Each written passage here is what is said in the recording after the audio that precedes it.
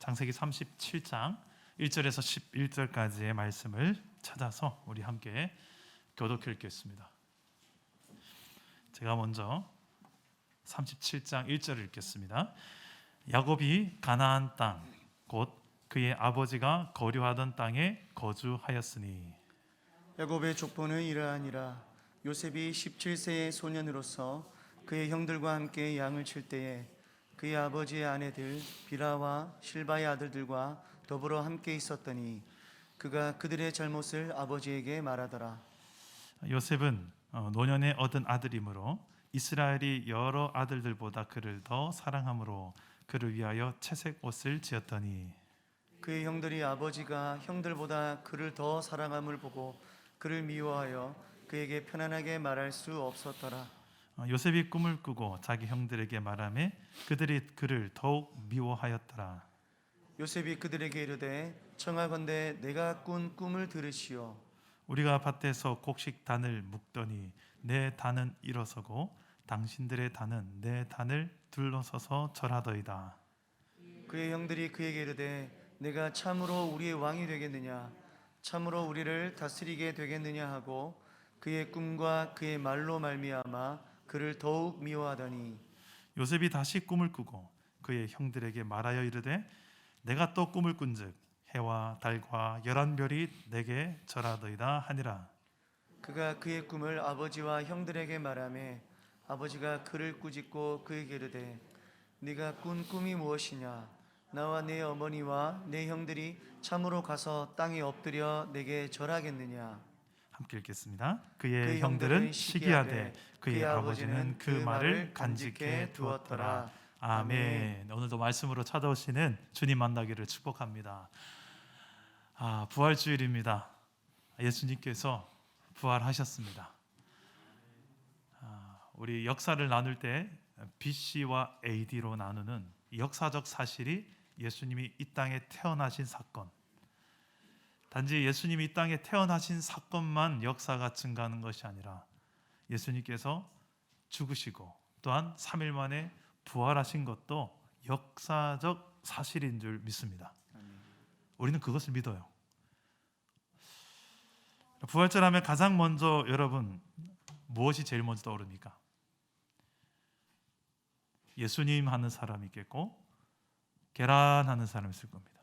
예수님 하는 분들은 이제 좀 성화가 되신 분이고 계란 하는 분은 타락한 것이 아니라 배가 고픈 거겠죠.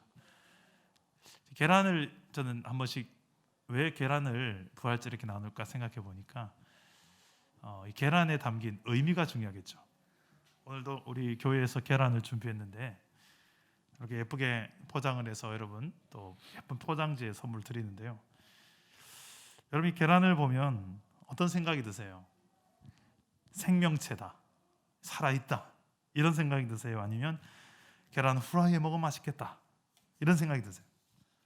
우리는 좀 펄떡펄떡 뛰어다니는 병아리나 닭을 보면 생명이 있다고 말을 하지만 이렇게 딱딱한 계란을 보면 생명이라는 생각을 잘 못하죠.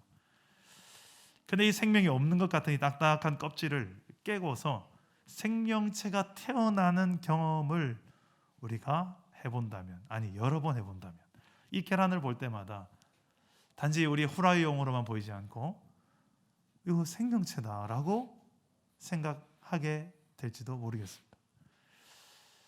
여러분 우리가 예수님께서 십자가에서 죽으시고 부활하신 이 사건을 믿는데 예수님이 죽으신 사건이 그냥 죽은 것이 아니라 완벽한 죽음을 보여줍니다. 죽은 지 3일 동안 시체로 무덤 속에 있었습니다. 그냥 매장된 것이 아니라 옆에 군사들이 지키고 있습니다. 왜냐하면 누군가가 시체를 빼돌려서 예수가 부활했다라는 헛소문을 낼까 봐 그런 이야기가 돌고 있었기 때문에 절대로 그런 소문이 나지 않도록 군사들로 무덤을 철저하게 지켰습니다. 누가 봐도 완벽한 죽음이고 누가 봐도 속일 수 없는 완벽한 죽음이 바로 예수의 죽음이었습니다. 그런데 예수님은 그 완벽한 죽음을 깨고 부활하신 것입니다. 그리고 그 부활을 입증하기 위해서인지 부활하신 후에 여러 사람들을 만나며 부활을 증명하셨습니다. 고린도전서 15장 말씀에 보니까 그 숫자가, 예수님의 부활을 경험한 목격한 목격자가 숫자가 상당히 재밌습니다. 여러분 한번 숫자를 한번 세어보시면 좋겠는데요. 15장 3절에서 8절까지의 내용인데 우리 한번 읽어보시면서 대략 몇 명 정도가 예수님의 부활을 실제로 목격했을까 한번 생각해 보시면 좋겠습니다. 한번 읽어봅시다. 3절부터 8절까지 시작. 내가 받은 것을 먼저 너희에게 전하였노니 이는 성경대로 그리스도께서 우리 죄를 위하여 죽으시고 장사 지낸 바 되셨다가 성경대로 사흘 만에 다시 살아나사 게바에게 보이시고 후에 12 제자에게와 그 후에 500여 형제에게 일시에 보이셨나니 그 중에 지금까지 대다수는 살아있고 어떤 사람은 잠들었으며 그 후에 야고보에게 보이셨으며 그 후에 모든 사도에게와 맨 나중에 만삭되지 못하여 난 자 같은 내게도 보이셨느니라. 아멘. 자, 예수님의 부활을, 죽으셨다 살아나셨다는 이 부활을 본 사람들, 목격자의 숫자가 나옵니다. 이 남자들만 숫자를 센 건데요. 500여 형제들, 그것도 일시에 같은 장소에서 같은 시간대에 동시에 500여 명이 봤다. 유대 사회에서 증인의 숫자는 2명이면 충분했습니다. 2-3명이면 확실한 증인 확보가 된 것입니다. 사실로 인정되는 거죠. 그런데 500여 형제, 이제 여자와 아이들의 숫자까지는 포함 안 시키거든요. 근데 포함시킨다면 곱하기 3은 최소해야 되겠죠. 그러면 최소 1,500여 명 이상의 증인들이 직접 부활하신 예수님을 만난 겁니다. 무신론을 주장하는 이 과학자들, 또 고고학자들은 예수님의 부활이 거짓이다. 어떻게 그게 가능하냐? 어떻게 그게 과학적으로 맞냐? 그래서 증거를 찾기 위해서 여러 가지 조사를 한 역사들이 있습니다. 그런데 한 사람이 이 연구하다가 이상한 것이 있어요. 아무래도 이해가 안 되는 것이 하나가 뭐냐면 예수의 부활이 만약에 거짓이란다면 왜 예수님의 제자들이 그렇게 순교를 다 당하며 죽었을까라는 것이었습니다. 만약에 부활이 거짓이고 제자들이 그것을 조작해서 이용해서 돈을 벌고 유명해지는 것이 목적이었다면 굳이 자신의 목숨을 내걸기까지 손해를 보기까지 할 필요가 과연 있었을까? 그것도 1명, 2명이 아니라 제자들 대부분 다 모두가 순교하죠. 그리고 그 뒤에 예수를 믿는 모든 사람들의 이 순교의 역사가 이어져 오늘날 저와 여러분들이 예수를 믿기까지 이 순교의 피의 역사였습니다. 도대체 뭐가 이런 신앙의 역사들을 만들고 있단 말인가? 부활하신 예수님을 만났기 때문인 줄 믿습니다. 아멘. 여러분들은 그 부활하신 예수님을 만나셨습니까? 그렇다면 그 증거가 무엇입니까? 무엇으로 여러분들이 예수 그리스도의 십자가도 경험했지만 그 은혜도 경험했지만 나를 대신해서 죽어주신 내 죄를 대신해 죽어주신 예수 그리스도도 내가 믿습니다. 나는 그분을 만났습니다. 나는 그분을 경험했습니다. 인격적으로 그걸 만났습니다. 그것을 넘어서 완벽한 죽음에 그것도 엄호하고 있는 그 죽음 속에서 보란듯이 부활하시고 그리고 약 1,500명 이상의 증인들까지 확보하시며 부활을 증명하신 그 주님, 여러분 그 주님을 정말 믿는다면 여러분 삶에 어떤 변화들을 경험하고 계시고 또 기대할 수 있을까요? 아니, 주님은 어떤 우리의 삶을 기대하실까요? 죽음까지 이기시면서 다 보여주지 않았느냐?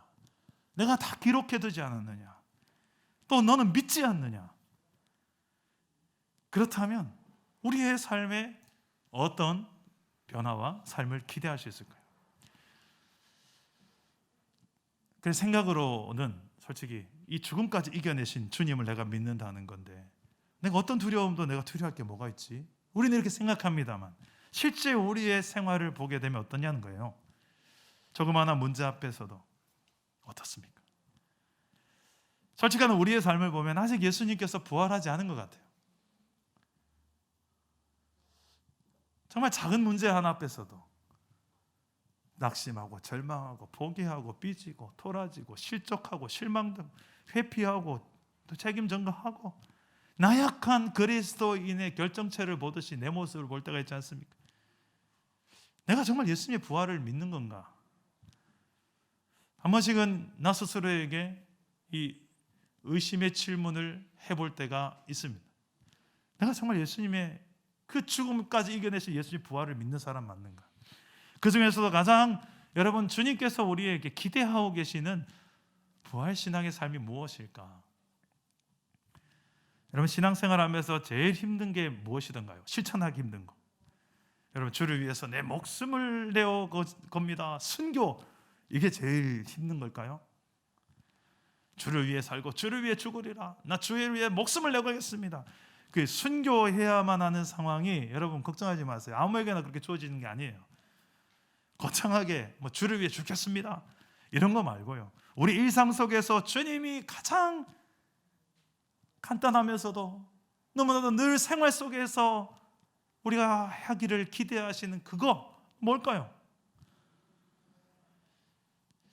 저는 예수님께서 마지막으로 십자가 지기 전에 유언과 같이 제자들을 모아놓고 성찬식을 벌이고 세족식을 하며 그들에게 새 계명을 주겠다. 과거 구약의 10계명 말고 새 계명을 아주 간단한 거 하나를 주겠다. 이게 내가 주는 너에게 마지막 유언과 같다. 새 계명을 제자들에게 줍니다. 그 계명의 내용을 한번 봅시다. 우리 요한복음 13장 34절과 35절 우리 함께 읽어봅시다. 시작. 새 계명을 너희에게 주노니 서로 사랑하라. 내가 너희를 사랑한 것 같이 너희도 사랑하라. 예, 자막이 잘못된 것 같습니다. 그죠? 너희도 서로 사랑하라. 너희가 서로 사랑하면 이로써 모든 사람이 너희가 내 제자인 줄 알리라. 자, 예수님의 이 십자가와 부활 사건을 믿는 제자들에게 기대하는 삶은 바로 이 사랑하는 삶이에요. 그냥 이 사랑이 아니라 예수님이 우리를 사랑하신 것처럼 사랑해라. 이게 예수를 믿는 제자의 삶이라는 거예요. 근데 목사님 이거 정말 좀 힘든 거 아닌가요? 미워하지 않는 것만 해도 솔직히 힘든데 나를 향하여서 나를 힘들게 하고 나를 넘어뜨리게 태클 걸고 나에게 사기치고 나를 등쳐먹는 그 사람을 내가 미워하지 않고 용서하는 것만 해도 솔직히 버거운데 사랑하라고요? 그것도 주님처럼 사랑하라고요? 참 불가능할 것 같이 느껴지는 상황들이 올 때가 있습니다. 근데 솔직히 말하면 그렇게까지 사랑할 기회도 그리 많지 않아요. 우리는 마땅히 사랑할 만한 사람조차도 참 사랑하지 않는 경우가 얼마나 많은가요? 그런 이런 우리를 향하여서 주님은 새 계명으로 우리에게 또 한 번 이 사랑을 요구하시는데 정말 저는 이 사랑이라는 것이 목회를 하면 할수록 목회자니까 더 사랑 잘하겠죠. 성도들을 사랑하고 가정을 사랑하고 영혼을 사랑하고 저는 그렇게 생각했습니다만 저도 참 내가 참 사랑이 많이 부족한 사람이구나. 내가 참 나중심적이고 이기적일 때가 있구나. 살면 살수록 제 안에 있는 이런 이기적인 것들을 볼 때가 있습니다. 정답이 아닌 줄 알면서도 그렇게 가고 있는 저를 볼 때가 있어요. 한 주간 제가 가족들과 좀 떨어져 있었습니다. 저만 빼고 다 확진이 됐어요. 저는 배낭을 싸고 광야를 찾아 떠나갔습니다. 이번 특세를 준비하기 위한 컨셉인지 배낭 메고 하루는 교회에서 자고 하루는 처갓집에 자고 하루는 숙박 잡고 혼자서 이렇게 생활하다 보니까 처음에는 이게 웬 혼자만의 자유야? 수십 년 동안 이렇게 혼자만의 시간을 보내본 적이 없었거든요. 그런데 조금 하루 이틀 지나고 나니 외로운 거예요. 혼자 밥 먹는 게 너무 외로운 거예요. 그리고 이 소중한 가정의 소중함을 다시 한 번 더 느끼는 거예요. 내가 좀 더 따뜻하게 내 가정을 사랑하지 못했구나.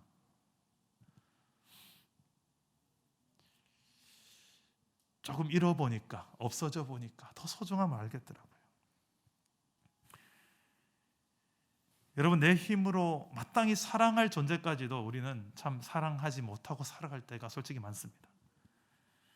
그런데 주님은 그것을 넘어서 우리가 정말 사랑해내기 힘든 그 상황이 된다 할지라도 내 힘으로 도저히 사랑할 역량이 안 되는 그런 대상을 만났고 상황을 만났을 때조차도 사랑할 수 있다. 그리고 사랑해야 한다. 그게 계명이다. 내가 너에게 새 계명을 준다. 이건 해도 되고 안 되는 게 아니라 내 제자라면 반드시 해야 되는 새 계명이다라고 말씀하시는 거예요. 여러분, 그런 사랑이 내 힘으로 불가능할 때 우리가 그때 끄집어내어서 믿음으로 해야 될 그런 상황이 왔을 때 우리는 부활신앙을 꺼내는 거예요. 죽음까지도 이겨가면서까지 우리가 가장 힘들어하는 그 죽음을 이겨내시는 그 주님 안에서 내게 능치 못함이 뭐가 있겠느냐. 그리고 주님이 주신 그 죽음 앞에 두고 주신 새 계명이 사랑하는 거였는데 내가 사랑해내지 못할 영혼이 누가 있겠느냐. 내 힘으로는 부족하나 주님의 명령에 순종하여 주님 주신 능력으로 사랑해 보겠습니다.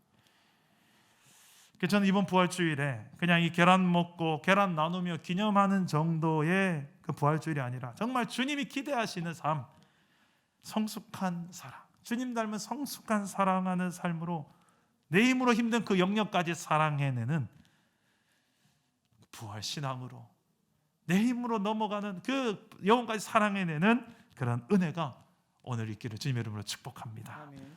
성숙한 사랑을 두 가지로 오늘 말씀에서 좀 표현해 보았습니다. 하나는 따라서 해봅시다. 편애가 없는 사랑. 편애가 없는 사랑. 자, 1절과 2절 말씀인데 우리 함께 읽어보겠습니다. 시작. 야곱이 가나안 땅 곧 그의 아버지가 거류하던 땅에 거주하였으니 야곱의 족보는 이러하니라. 요셉이 17세의 소년으로서 그의 형들과 함께 양을 칠 때에 그의 아버지의 아내들 비라와 실바의 아들들과 더불어 함께 있었더니 그가 그들의 잘못을 아버지에게 말하더라. 네, 오늘 말씀은 야곱의 가정사 이야기예요. 야곱은 지금 20년이라는 힘든 광야 세월을 보낸 뒤입니다. 외삼촌 라반의 집에서 속이기 대명사였던 야곱이 자기보다 더 잘 속이는 사람을 만났어요. 뛰는 놈 위에 나는 놈 만났어요. 그래서 라반의 집에서 20년 세월을 속고 속아 사는 세월을 보내며 얼마나 속상했을까. 그런데 그 과정 속에 하나님의 또 함께 하심도 경험합니다. 그리고 결국 우여곡절 끝에 하나님 약속하신 대로 다시 고향 땅으로 돌아옵니다. 하나님 약속하신 땅 가나안 땅으로 돌아옵니다. 거기서 살고 있습니다. 이제 가나안 땅으로 돌아와 사는 삶이 모든 것이 이제 다 풀리고 행복한 일만 남았기를 기대하는데 첫 뚜껑을 여는 그 순간에 드러나는 것은 가족 안에 서로 간에 지지고 볶고 싸우는 이야기예요. 시기하고 질투하는 이야기예요. 어르렁대고 있는 형제 간에 못 잡아먹어서 안달나는 이 모습이 보여요. 왜 이런 일들이 벌어질까? 이 가나안 땅은 하나님께서 꿈꾸시는 나라예요. 우리가 꿈꾸는 나라예요. 바로 하나님 나라를 상징한 나라예요.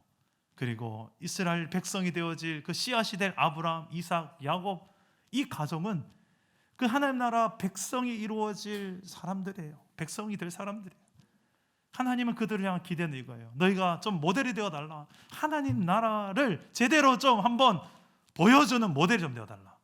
그래서 너희 가정을 보면서 많은 주변의 나라들이 하나님의 통치를 받는 하나님 백성의 삶이 얼마나 행복한 건지, 환경에 연연치 않고 행복하며 또 행복을 나누는 존재인지를 너희가 한번 좀 보여봐라. 그런 존재가 바로 야곱의 가정에 대한 하나님의 기대였습니다. 야곱의 가족을 보면 천국이 보여야 되는데 오늘 말씀 시작부터 분위기가 심상치 않은 거예요. 야곱의 막내 아들 요셉의 나이, 막내 아들이 아니죠. 위로 아래 하나 더 있죠. 베냐민 하나 더 있죠. 나이가 17세입니다. 우리나라로 보면 고 1학년. 이 청소년기의 한복판을 지나고 있어요. 지금 고1이 여기 있나요? 은서 고1인가? 중3인가요? 고1인 것 같아요. 다 컸잖아요. 그렇죠? 이 정도 나이 되는 아이예요. 근데 이 아이가 지금 형이 잘못한 것들만 보이는 족족 아버지한테 가서 고자질을 합니다. 은서야, 너 고자질을 해본 경험 있니? 있구나. 솔직하다, 그지? 충분히 해볼 만한 나이예요, 그죠? 그럴 수 있죠. 형들이 잘못한 것들을 본인의 힘으로 말하기 힘드니까 아빠한테 고자질할 수 있는 거예요. 그런데 가장 좋은 방법은 본인이 직접 그 잘못을 이야기해 주는 거겠죠. 형님들, 제 생각에는 그건 좀 잘못된 것 같아요. 형, 이렇게 하면 더 좋을 것 같아요.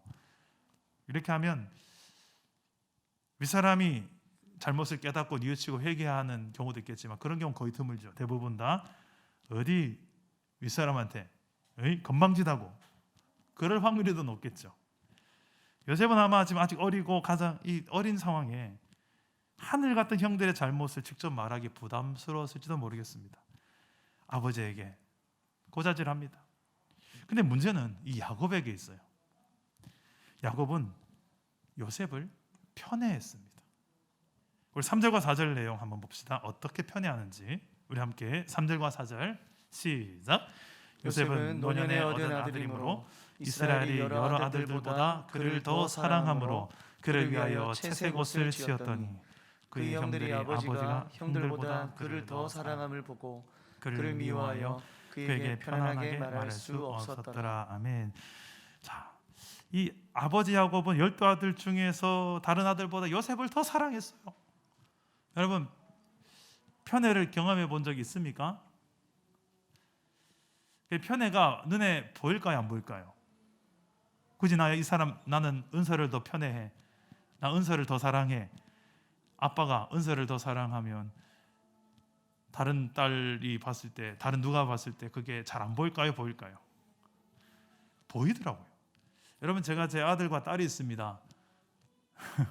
누구를 더 사랑하는 것 같아요? 둘 다 사랑해요. 저는 두 아들과 딸을 위해서라면 제 목숨을 내어놓을 수 있겠죠. 둘 다 사랑해요. 근데 이상하게 땡기는 애가 있어요, 하나. 저랑 거의 99.9% 닮은 딸입니다. 생긴 건 저랑 똑같이 생겼는데 속은 엄마랑 똑같아요. 얼마나 신통방통한지. 그게 은근히 땡겨요. 그렇다고 해서 아들을 사랑하지 않는 건 아니에요. 제가 어릴 때 기억납니다. 아들만 있을 때는 사랑을 거의 독점했죠. 딸이 태어나니까 딸을 향한 아빠의 눈총을 제가 딸을 보고 있으면, 안고 있으면 옆에서 따가운 시선이 하나 보여요. 저 멀리서 아들 은서이가 저를 이렇게, 제가 얼마나 딸을 사랑하는지 이 눈을 보고 있어요.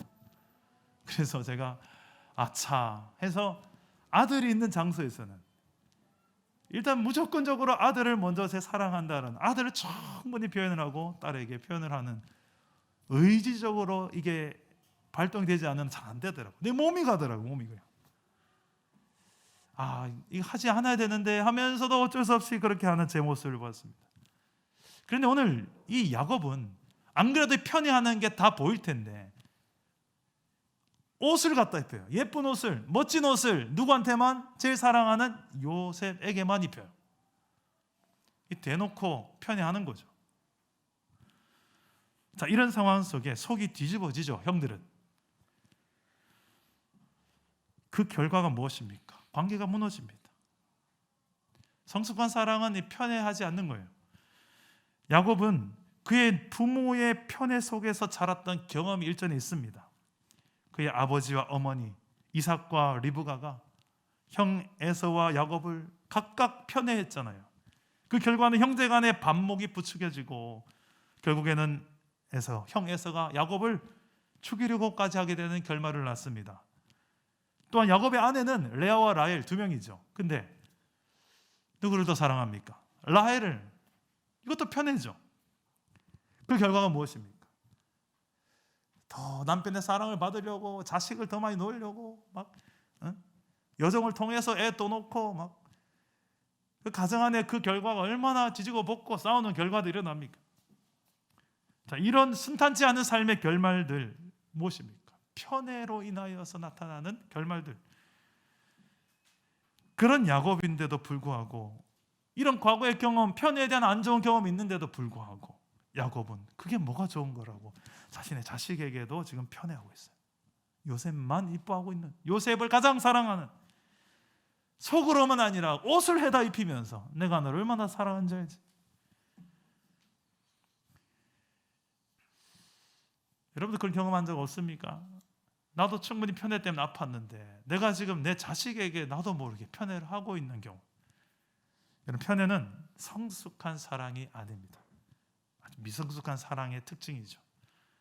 이 편애라는 것은 사랑하지 않는 게 아니에요.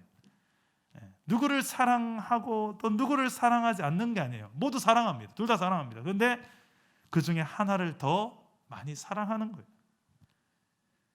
근데 이 결과가 이 편애를 받는 이 사람이 차별의식을 느끼고 때로는 증오와 시기와 혐오하는 마음까지도 가기도 합니다. 분노하기도 해요. 한편에 이 사랑이 다른 한편에게는 상처가 되기도 하고 시기 질투를 일으키기도 하는 이런 편애가 성숙한 사랑이라고 보기는 어렵습니다. 그 편애의 결과, 아주 치명적인 결과가 또 나오는데 계속해서 나옵니다. 우리 4절 말씀 보면 그를 미워하여 그에게 편안하게 말할 수 없더라. 관계가 깨어지고요. 여기서 멈추지 않고 18절, 20절까지 가보면 우리 함께 읽어봅시다. 18절에서 20절입니다. 시작. 요셉이 그들에게 가까이 오기 전에 그들이 요셉을 멀리서 보고 죽이기를 꾀하여 서로 이르되 꿈꾸는 자가 오는도다. 자, 그를 죽여 한 구덩이에 던지고 우리가 말하기를 악한 짐승이 그를 잡아먹었다 하자. 그의 꿈이 어떻게 되는지를 우리가 볼 것이니라 하는지라.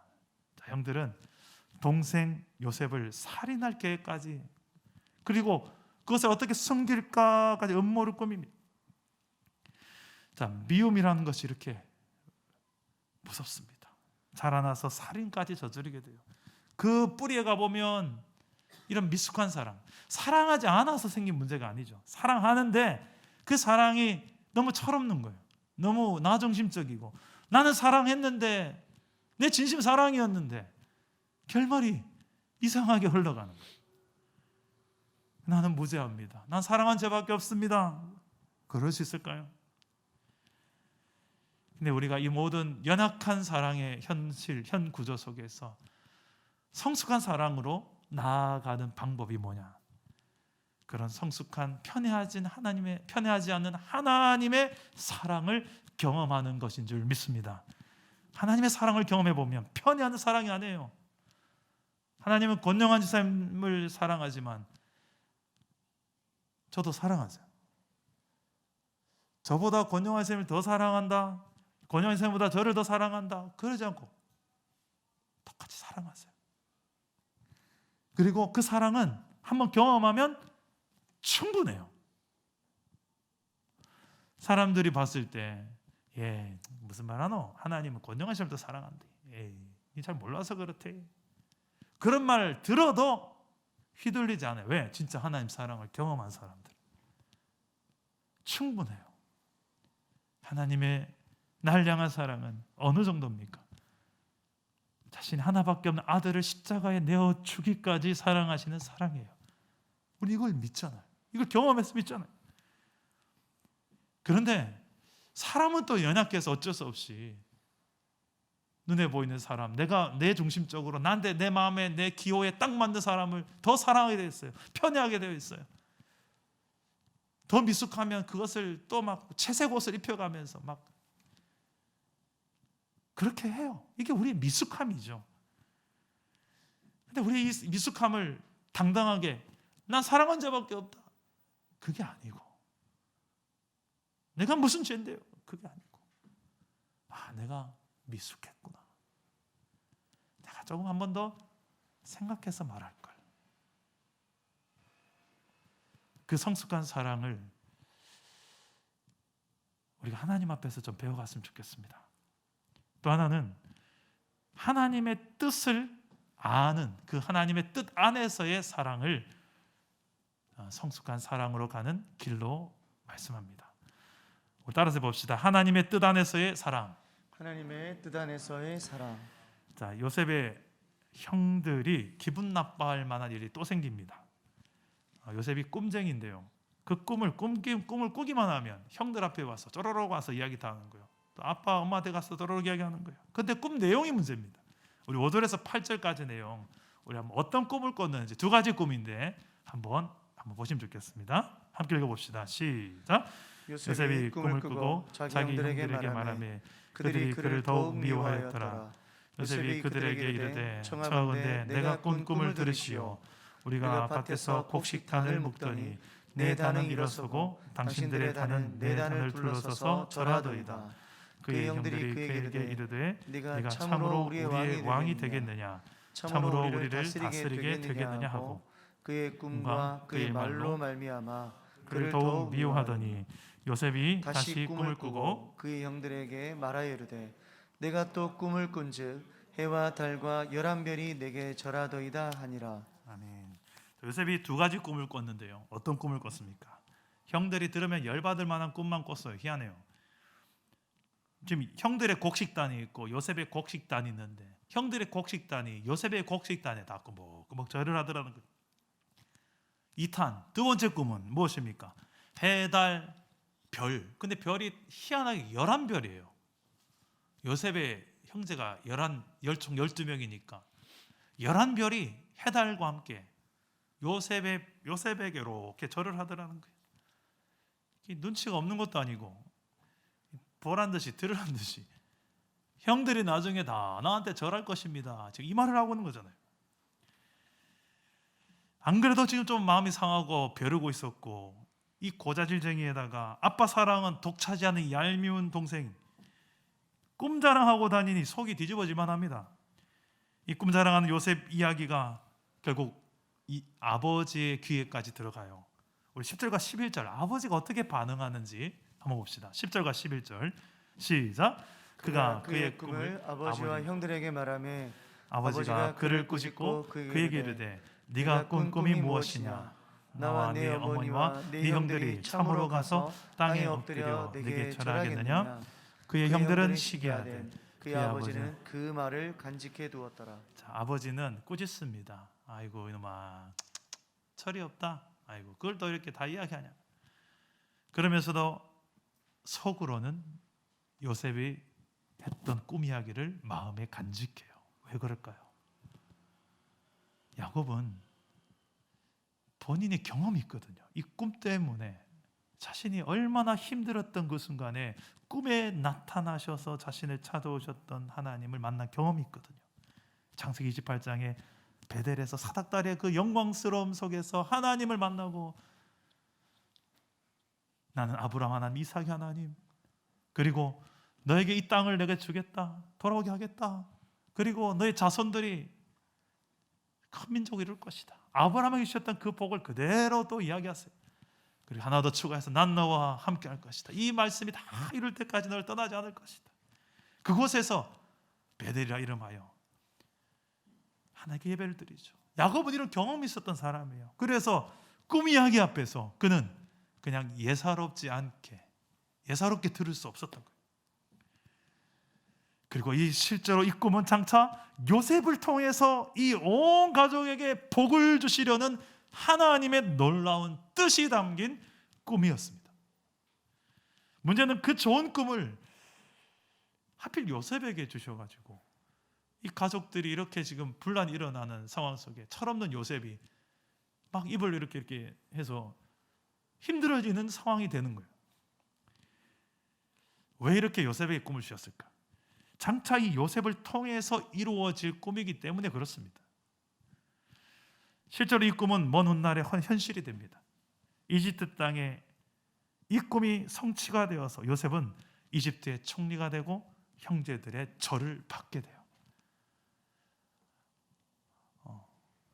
이집트의 왕 바로 왕의 꿈을 해몽하는데 7년의 풍년이 있고 7년의 흉년이 올 것이다 라는 꿈 해몽을 해주고, 그러면 어떻게 하면 되냐? 7년이 풍년이 왔을 때 잘 관리해서 잘 남겨다 창고에 보관해서 7년 흉년을 대비하면 됩니다. 그럼 네가 관리해라, 네가 국무총리가 되라. 요셉이 이집트 그 대국가에서 국무총리가 되고 흉년이 들자 야곱의 가족들, 온 가족들이 이집트 땅으로 와서 곡식을 받으러 오는데, 사러 오는데 그 국무총리 앞에 엎드려 절을 안 할 수가 없죠. 그 절을 받는 장면이 나옵니다. 만약에 이 요셉의 이 꿈을 통해서 하나님의 이 선한 뜻이 이루어져 갈 수 있다는 것을 이 믿음이 형들에게도 있었더라면 이 꿈이 기분 나쁘지 않게 해석될 수도 있지 않았을까. 창세기 맨 끝에 가보면 요셉이 자신을 죽이려고 하고 노예로 팔아먹은 형들을 용서할 수 있었던 이유를 설명하는데 이렇게 설명합니다. 창세기 50장 19절과 20절 말씀 우리 함께 읽어봅시다. 시작. 요셉이 그들에게 이르되 두려워하지 마소서 내가 하나님을 대신하리이까. 당신들은 나를 해하려 하였으나 하나님은 그것을 선으로 바꾸사 오늘과 같이 많은 백성의 생명을 구원하게 하려 하셨나니. 아멘. 요셉은 이런 하나님의 뜻을 알았기 때문에 이 상처를 해결할 수 있었어요. 비록 형들은 자기를 죽이려고 했지만 하나님은 그 악을 선으로 바꾸어서 많은 사람들을 살리는 구원하는 계획으로 하나님의 뜻이 있다는 것을 요셉은 알았던 것입니다. 만약에 형들도 이 하나님의 뜻을 알았더라면 얼마나 좋았을까. 시기와 미움에 증오에 가려져서 이 하나님의 크신 뜻을 바라보지 못하는 경우가 우리가 살다 보면 얼마나 많은지 몰라요. 여러분 그거 아세요? 사랑해야만 보이는 게 있다는 거. 시기하고 질투하고 미워하고 분노하면 보여야 될 게 안 보일 때가 있어요. 내 인생을 향한 하나님의 크신 뜻을 알게 되면요, 상처와 결핍의 문제들 속에서도 우리는 또 다른 이 악순환의 구조를 반복하지 않고 용서하고 사랑하고 그렇게 성숙의 길로 나아가게 되어질 줄 믿습니다. 여러분 하나님의 뜻을 알게 된다면 나를 향한 하나님의 뜻, 그 뜻 안에서 내 인생을 해석하고 그 길로 내가 나아갈 수만 있다면 우리는 한 번 더 성숙한 사랑으로서 한 걸음을 내딛게 될 것입니다. 오늘 말씀을 한번 정리해 보겠습니다. 예수님이 우리를 위해서 죽으시고 부활하신 이유는 우리를 사랑하기 때문이었습니다. 나아가 우리가 예수님처럼 사랑하도록 좋은 사랑의 모델이 되기 위함이었습니다. 성숙한 사랑을 우리는 어떻게 누구에게 배웁니까? 이 땅에 가장 성숙한 사랑의 모델이 되시는 예수님께 배우는 것입니다. 예수님의 사랑은 차별 없는 사랑, 편애가 없는 사랑입니다. 이 땅의 모든 죄인들을 위해서 그 누구라도 예수를 믿는 사람이 있다면 똑같은 사랑으로 우리를 사랑하시고 하나님 백성 삼으시고 하나님의 자녀 삼으십니다. 예수님의 사랑은 차별이 없어요. 하나님의 크신 뜻 안에서 그리고 이 놀라운 하나님의 사랑을 우리가 깨달으면 내게 어떤 과거의 상처와 결핍이 있더라도 하나님께서 이 모든 것들 속에서 선으로 바꾸시는 하나님의 섭리와 뜻을 또 우리는 경험하게 될 것이고 더 사랑하게 되는 성숙한 사랑으로서 우리는 세워질 것입니다. 우리 한 목사님의 간증 이야기를 나누고 마무리하겠습니다. 한 목사님이 되기 전에 30대 시절에 술과 노름으로 참 많이 방황했던 시절의 간증입니다. 어느 날 술을 많이 마시고 새벽 2시쯤에 집에 돌아왔는데 이분의 좀 나쁜 술버릇이 있어요. 아무리 늦게 들어와도 꼭 아내를 깨워서 밥상을 차려오라고 한다는 겁니다. 혹시 내 남편이 과거에 그런 분 있으세요? 여러분 이런 술버릇이 있는 분이 있어요. 근데 이 남자 참 간도 큰데 이 여자도 참 대단합니다. 대단한 인내심으로 그때마다 밥상을 차려다 준 거예요. 근데 이날은 아내를 깨우려고 보니까 한날은 아내가 침대에 없는 거예요. 어디 있나 보니 바닥에 엎드려서 자고 있어요. 남편을 기다리다 지쳐 잠이 든 것 같아요. 그 모습이 너무 짠해서 가만히 이렇게 지켜보는데 머리맡에 성경책이 놓여 있습니다. 그리고 이쪽에 노트 하나가 있어요. 그 안에 뭐가 쓰여 있는지 궁금해서 열어보았는데 그 속에 너무나 가슴 아픈 이야기가 적혀 있습니다. 이렇게 적혀 있어요. 나는 오늘도 버스를 타고 수유리 너머로 건너간다. 시골길을 하염없이 걸으면서 오늘도 어김없이 죽음을 생각했다. 약을 먹고 죽을까 아니면 손목을 그어서 죽을까? 그러나 그것은 내가 취할 길이 아님을 다시 한번 확인하고 돌아왔다. 나를 살리기 위해 십자가에서 돌아가신 주님께서 주님의 뜻을 위하여 내게 주신 남편이므로 나는 이 남편을 사랑해야만 한다. 나는 사랑할 수 없지만 주님께서 사랑하라 명령하심으로 나는 사랑해야만 한다. 주님 도와주세요. 나의 약함을 주님께서 잘 아시잖아요. 이런 글이 적혀있던 글이었어요. 이런 충격적인 일기 같은 낙서와 그 옆에 보니까 여자가 얼마나 좀 울었는지 눈물의 흔적들이 듬벙듬벙 있는 거예요.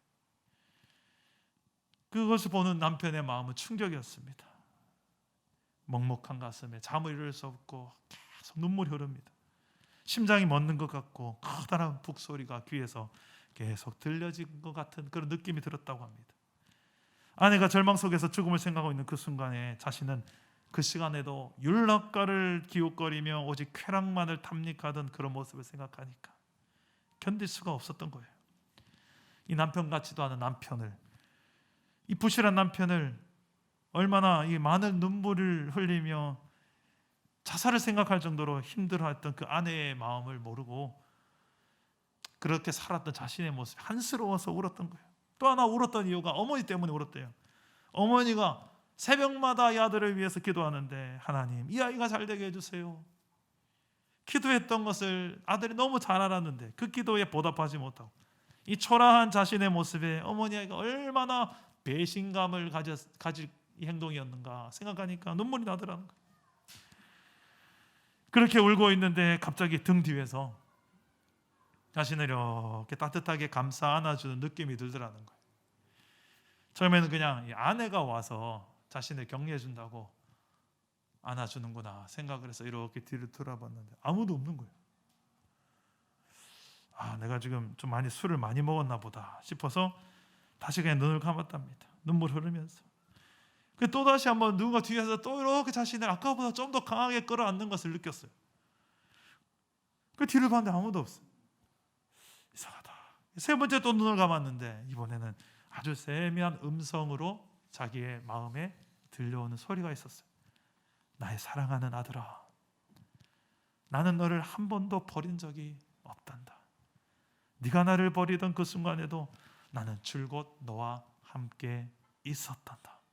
앞으로도 나는 영원토록 너와 함께 할 것이다. 나는 너를 사랑하기 때문이다. 이런 하나님의 만지심을 경험하고 어떻게 보면 이게 술 기운에 자신의 상상일 수도 있고 그럴 수도 있잖아요. 그런데 이분의 결과가 좀 우리가 주목해 봐야 되는데 이분이 그 순간 이후로부터 그 좋아했던 술과 담배를 딱 끊는데 냄새조차 맡기가 막 역겨워지는 그런 노름도 쳐다도 보기 싫어지는 폰이 그렇게 즐거워했던 게 하루 만에 이렇게 바뀔 수 있을까? 그래서 가족과 주변 사람들이 이렇게 이야기합니다. 어떻게 도대체 사람이 이렇게 갑자기 바뀔 수 있는가? 모두가 인정하는 이 신실한 사람이 되어버린 거예요. 이후로 신학교에 가서 신학을 공부하고 인격적으로 영적으로 아주 훌륭한 누가 봐도 존경받을 수밖에 없는 그런 귀한 목사님이 되어 지금도 있습니다. 하나님의 크신 은혜와 사랑이 없이는 이루어질 수 없는 일이죠. 그리고 또 하나는 도저히 소망 없을 것 같은 내 남편, 절대 바뀌지 않을 것 같은 내 남편 상황이지만 주님 닮은 성숙한 사랑으로 밥상 차려주고 새벽에 깨워서 밥상 차려달라는데 밥상 차려지겠습니까? 그것 한두 번도 아니고 밥상 그래도 차려주고 눈물로 기도하고 말씀 붙들고 기도하고 인내하며 때를 기다렸던 이 아내가 있었기에 가능한 간증인 줄 믿습니다. 여러분 죽음까지도 이기신 예수를 믿으시죠? 정말 그것을 믿는다면 그런 부활신앙이 내게 있다면 내 인생에서 가장 힘들다고 말하는 사랑하기 힘든 그 사람, 상황 속에서도 사랑해낼 수 있고 인내할 수 있고 기다릴 수 있고 한 번 더 참을 수 있습니다. 너무 거창하게 예수를 위해서 내 목숨을 내건다 이런 생각하지 마시고 내 모든 걸 다 드립니다. 그런 것도 생각하지 마시고 여러분 가장 주님 우리의 기대하시는 거 네 옆에 있는 그 사람, 늘 만나는 그 사람, 거기서부터 출발이다. 우리 사랑 담은 교회가 그런 성숙한 하나님의 사랑을 담아서 한 영혼 가정 다음 세대를 살리고 제자 삼는 그런 교회가 되어지기를 주 예수의 이름으로 축복합니다. 우리 함께 찬양하고 기도하겠습니다. 그 크신 하나님의 사랑, 말로 다 형용할 수 없는 그분의 사랑, 우리 함께 찬양하고 기도하겠습니다.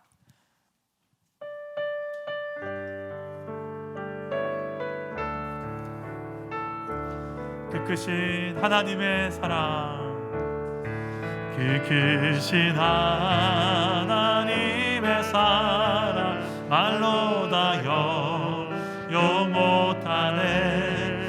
저 높고 높은 별을 넘어 이 낮고 낮은 땅 위에 죄명한 영혼 구하려 그 아들 보내사 화목제물 삼으시고 죄 용서하셨네. 하나님 크신 사랑이 증량다 못하네.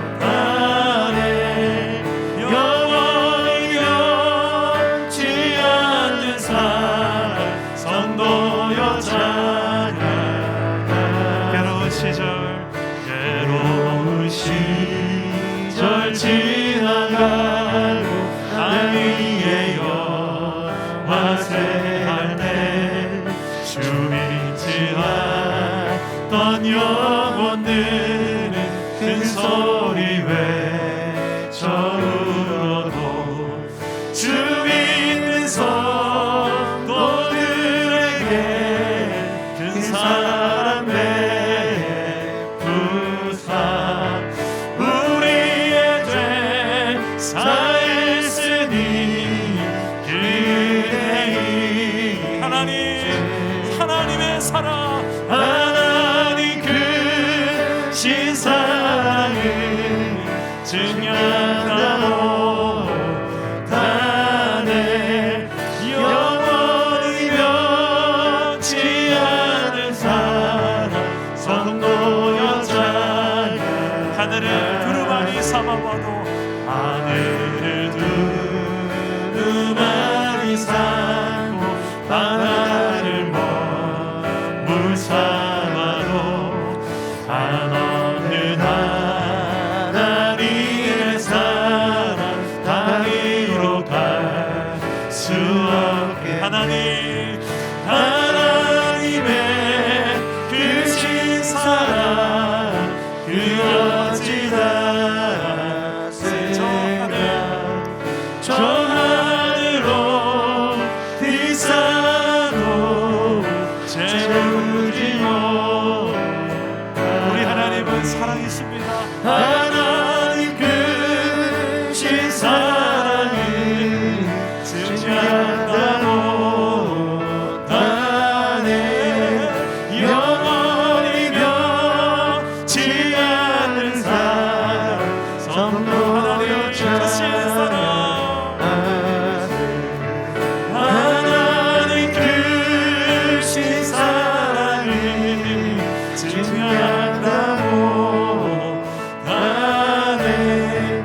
영원히 변치 않는 사랑 성도여 찬양하세.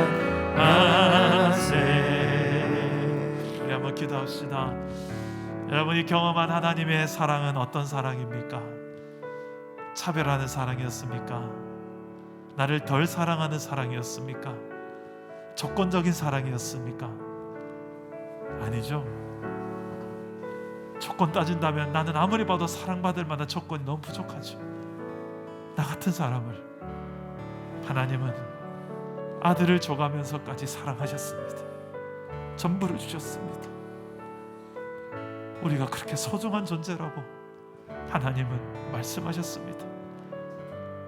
오늘 그 사랑을 내 안에 충분히 경험하고 그 사랑으로 내 인생을 해석하고 날 향한 하나님의 최선이 담긴 그 복음이 나에게만 있는 것이 아니라 흘러가서 많은 영혼들에게까지 내가 편애하지 않는 사랑으로, 차별하지 않는 사랑으로 내가 모든 영혼 한 영혼 한 영혼들을 사랑해낼 수 있는 삶을 살게 하옵소서. 당장 내가 만나는 내 가정부터, 내 일터의 동력자들부터, 우리 교회 이렇게 보는데도 따뜻한 사랑의 인사 한번 하기가 이렇게 힘든, 그게 아니라 내가 먼저 또 사랑할 수 있는 그 하나님의 사랑을 내가 좀 흘려보내 통로가 되게 해달라고, 우리가 하나님의 사랑을 내 삶에, 우리의 가정에 하나님 충만하게 보여주셔서 성숙한 사랑으로, 정말 내 힘으로 사랑하기 힘든 사랑조차도 사랑해낼 수 있는 그런 진짜 부활신앙이 다른 데서 증명되는 게 아니라 내 힘으로 할 수 없는 그 사랑의 영역까지 사랑해내는 그런 내 삶이 되게 해달라고 기도하실 때에 저를 따라 기도하겠습니다. 주여 은혜를 주옵소서. 주여 은혜를 주옵소서. 주여 더 사랑하게 하옵소서. 주여 더 사랑하게 하옵소서. 주의 뜻을 알게 하옵소서. 주의 뜻을 알게 하옵소서. 기도합니다. 아버지 하나님, 우리가 그런 주님의 사랑을 받은 존재입니다. 우리가 어떻게 살아야 될지를 알게 해주시고, 우리의 가정 안에서 하나님의 사랑이, 하나님의 그 놀라운 은혜가 나를 통하여 경험되어지는 그 하나님의 은혜와 사랑의 통로가 되기를 소망합니다. 아버지 하나님, 우리의 낙하고 우리의 미숙함을 아시는 아버지요, 날마다 그리스도의 십자가의 피 묻은 사랑으로 내 심장이 뛰게 하시고, 주를 향하여서 일어나게 하시고, 순종하며 또 결단하며 우리가 하나님 아버지의 힘으로 할 수 없는 그 영역까지도 믿음으로 할 수 있는, 아버지 하나님 우리에게 주신 새 계명이라는 것을 믿고 순종함으로 행하는 자들에게 하나님의 놀라운 성령으로 권능으로 함께 하시며 능히 사랑하게 하시고 능히 순종하게 하시고 능히 승리하게 하여 주시옵소서. 우리를 사랑하시는 주님, 그 믿음으로 나아갑니다. 성령으로 함께 하여 주시고 우리 속에 하나님의 그 나라를 온전히 경험할 수 있도록 도와주십시오. 주님 붙잡아 주십시오. 우리 연이어서 한 번만 더 기도하겠습니다. 여러분 자리에 앉은 좌석에 보면 태신자 이름이 있습니다. 그 태신자 이름을 한번 보시겠습니까? 어디에 붙어 있냐면 그 여러분 테이블 성경책 놓는 받침대 아래에 붙어질지도 모르겠습니다. 그 부착되어 있는 이름들을 보시고, 하나님, 이 영혼 하나님의 사랑이 필요한 영혼입니다. 하나님, 5월에 있을 사랑 담은 행복 축제에 이 영혼들이 하나님의 사랑을 경험할 수 있도록 하나님께서 내려달라고, 그때까지 우리가 기도하며 이 영혼들 한 영혼 한 영혼들을 사랑으로 섬기며 하나님의 사랑이 잘 전달되도록 우리를 그 사랑의 통로로 삼아 주십시오. 사랑 담은 교회가 그거 하라고 이 시대에 존재하는 건데, 주여 이 영혼 살려주십시오. 이 태신자 이름 불러가며 기도하시고, 또 여러분 가슴 속에 담겨있는 태신자를 놓고도 한번 기도하시고 제가 마무리 기도하겠습니다. 기도합니다. 아버지 하나님, 이 영혼을 하나님께서 살려주십시오. 아버지 하나님, 우리 소수초밥집에 하나님 남편분을 놓고 기도합니다. 그리고 하나님, 우리 1층에 찬치지 사장님을 놓고 기도합니다. 또 하나님, 우리 미장원의 직원들 놓고 기도합니다. 우리 주당집의 사장님을 놓고 기도합니다. 아버지 하나님, 떡집 사장님을 놓고 기도합니다. 우리 백다방의 사장님을 놓고 기도합니다. 주님, 이 영혼들이 하나님 앞에 생명책에 기록되는 이름이 되게 하시고, 이들도 예수 그리스도의 십자가의 피 묻은 사랑을 경험하게 하옵소서. 이들에게도 하나님 부활하신 주 예수 그리스도를 믿는 믿음으로 이 땅에 내 힘으로 사는 것이 아니라 주님의 능력으로 살고 주님의 능력으로 사랑하며 살아갈 수 있도록 주여 도와주시고 인도하여 주시옵소서. 우리 부활주일에 하나님의 그 부활의 능력이 우리 한 사람 한 사람들의 심령 가운데 아버지 다시금 타오르게 하시고 이 영혼들이 살아나는 역사들을 경험하게 하여 주옵소서. 우리를 사용하시옵소서. 우리를 써주시옵소서. 주님,